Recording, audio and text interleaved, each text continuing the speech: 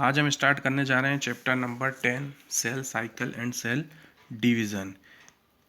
क्या आप जानते हैं कि सभी ऑर्गेनिज्म यहाँ तक कि सबसे बड़ा से बड़ा ऑर्गेनिज्म भी अपने जीवन की शुरुआत एक सिंगल सेल से करता है ना। आप ये जानकर आश्चर्यचकित होंगे कि किस प्रकार एक छोटी सी सेल ऐसे बड़े से बड़े ऑर्गेनिज्म का निर्माण कर सकती है।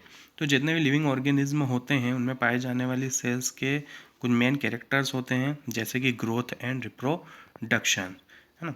जो सेल होती है वो डिवाइड होती है, डिवाइड होकर टू डॉटर सेल्स में अपने आप को वहाँ पर कन्वर्ट करती है। फिर यही टू डॉटर सेल्स जो होती है इनमें भी डिवाइड होने की कैपेबिलिटी पाई जाती है और ये डिवाइड होकर अपने जैसी ही नई सेल्स का वहाँ पर फॉर्मेशन कर सकती है।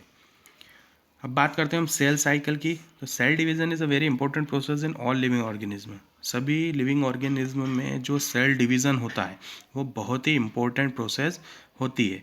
सेल डिवीज़न के दौरान डीएनए रेप्लिकेट होता है और सेल की ग्रोथ भी वहाँ पर होती है। अब एक्चुअल सेल साइकिल क्या है? तो सेल साइकिल जो होती है वो कुछ ऐसी इवेंट्स का सीक्वेंस है जिसमें कि जो सेल होती है वो अपने जीनोम को डुप्लीकेट करती है, सेल अपने कॉन्स्टिट्यूएंट्स का सिंथेसाइज करती है और अंत में टू डॉटर सेल्स में डिवाइड हो जाती है। जब ये सारी प्रोसेस एक सीक्वेंस में होती है तो इन इवेंट्स के सारी सीक्वेंस, इस पूरी सीक्वेंस को सेल साइकिल कहा जाता है। जो डीएनए होता है वो सेल साइकिल की एक स्पेसिफिक स्टेज के दौरान ही सिंथेसाइज होता है। सेल डिवीज़न के दौरान जो रेप्लिकेटेड क्रोमोसोम मतलब कि डीएनए है वह यहाँ होने वाले कुछ इवेंट्स के कॉम्प्लेक्स सीरीज़ के द्वारा डॉटर न्यूक्लियाई में डिस्ट्रीब्यूट कर दिया जाता है। अब हम बात करते हैं यहाँ पर फेजेस ऑफ सेल साइकिल की। सेल साइकिल की कौन कौन सी फेजेस होती हैं। तो जो ह्यूमन सेल होती है उसमें जो यूकैरियोटिक सेल साइकिल होती है तो हम देखते हैं कि यहाँ पर लगभग 24 घंटे में एक सेल डिवाइड होती है। मतलब एक सेल में जो डिवीज़न होता है वो लगभग कितनी देर में होता है, 24 आवर्स का उसका ड्यूरेशन होता है।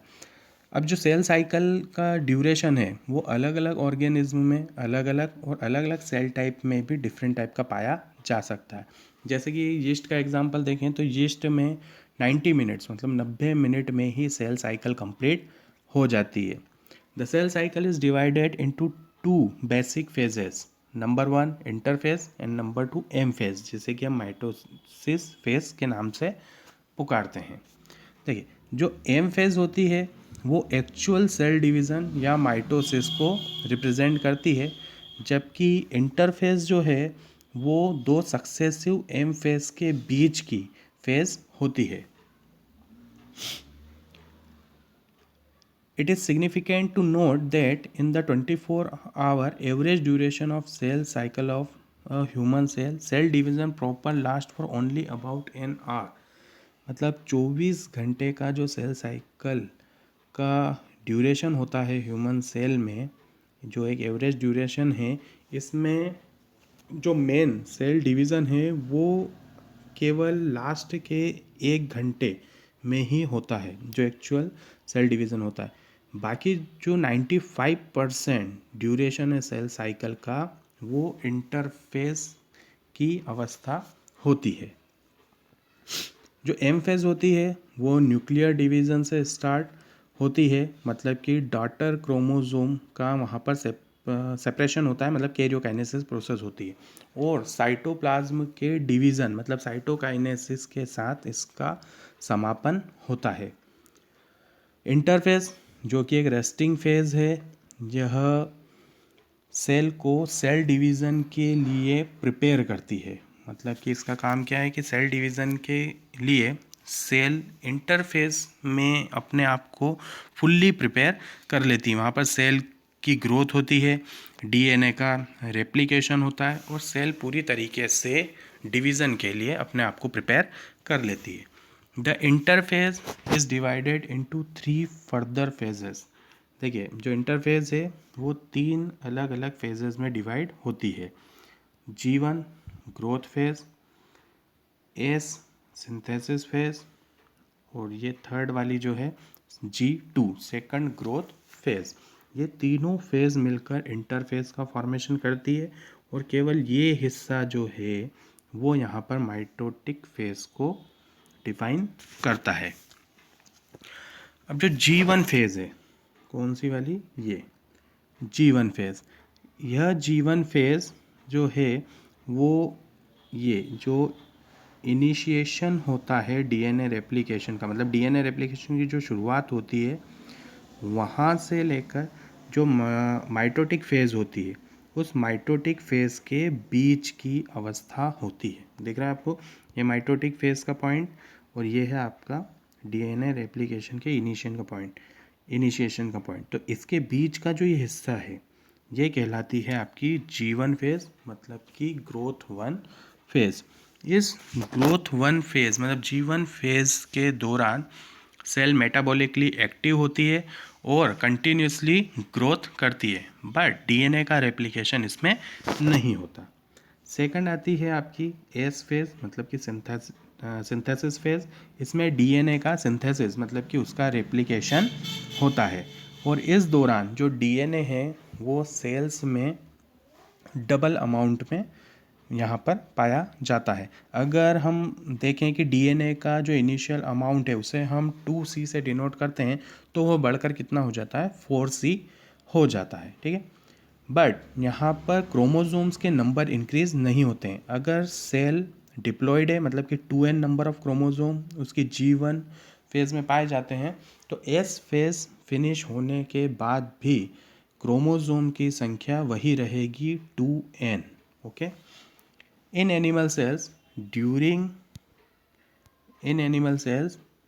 the S phase, DNA replication begins in the nucleus and the centriole duplicates in the cytoplasm.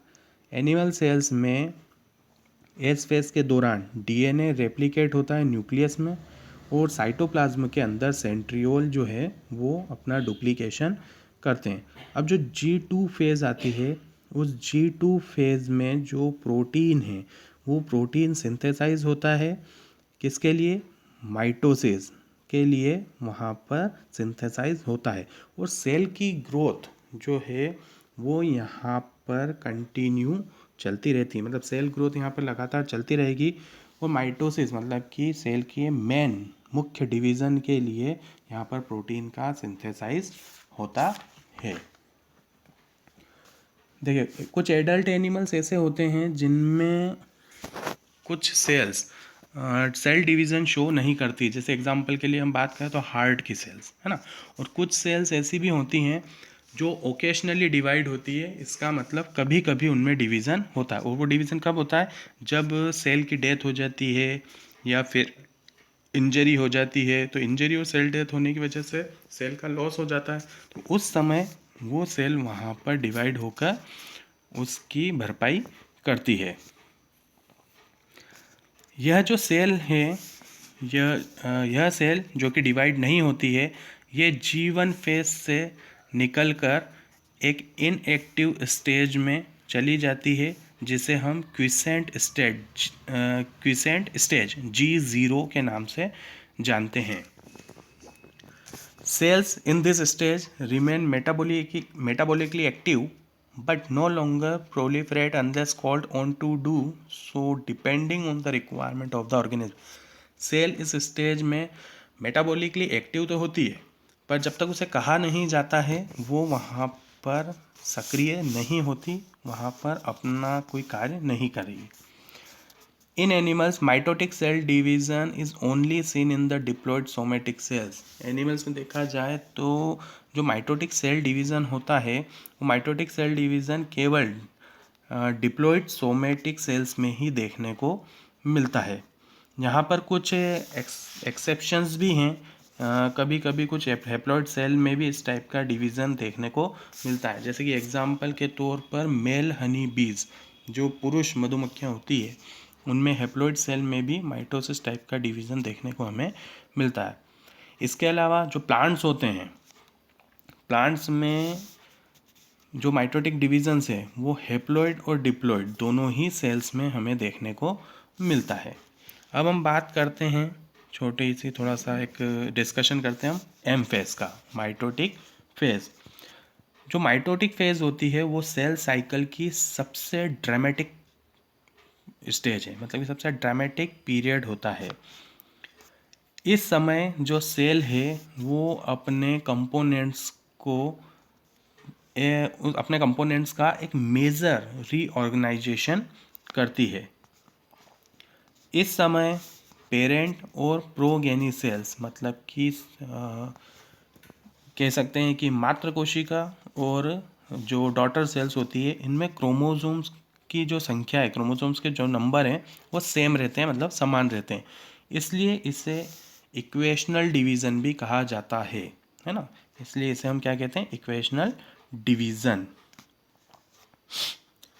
देखिए अब ये जो माइटोटिक डिवीज़न है, इस माइटोटिक डिवीज़न को अच्छे से समझने के लिए यहाँ पर जो न्यूक्लियर डिवीज़न होता है, मतलब कि कैरियोकाइनेसिस, इसको 4 स्टेज में डिवाइड किया गया है ताकि हम इसकी अच्छे तरीके से यहाँ पर स्टडी कर सकें। तो ये जो 4 स्टेज हैं ये है यहाँ पर number 1 prophase, number 2 metaphase, number 3 anaphase और नंबर 4 टीलोफेज। ये 4 स्टेप है, prophase, metaphase, anaphase and telophase. ये चारों जो स्टेज हैं ये मिलकर यहाँ पर क्या बनाती हैं, एम फेज माइटोटिक फेज, मतलब ये कैरियोकाइनेसिस की 4 स्टेप है। अब इन स्टेप की डिटेल स्टडी हम नेक्स्ट क्लास में करेंगे। So goodbye, have a nice day.